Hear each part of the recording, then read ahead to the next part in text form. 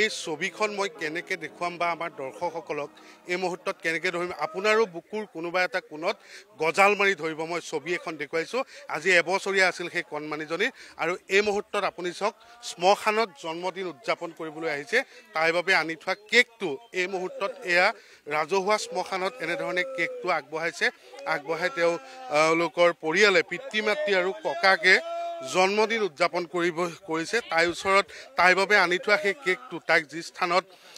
ঈশ্বৰৰ ওচৰত সমৰ্পণ কৰিছিল সেই ঠাইডোখৰত এতিয়া এনেধৰণে কেকটো কাটি সেই তাইৰ বাবে আনি থোৱা আপুনি চাওক এটা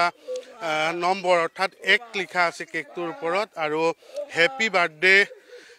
এনেধৰণে নিজৰ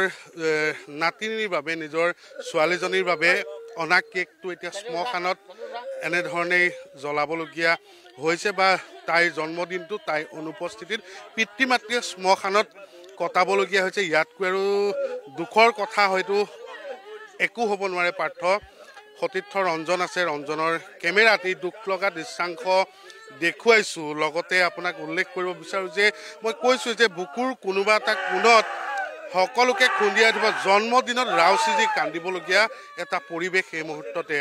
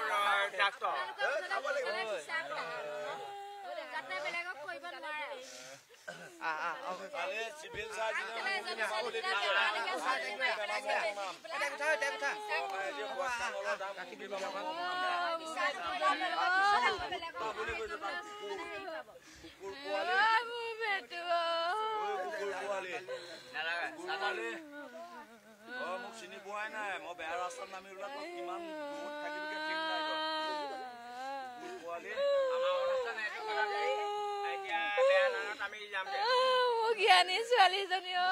ইমান জ্ঞানী আছিলে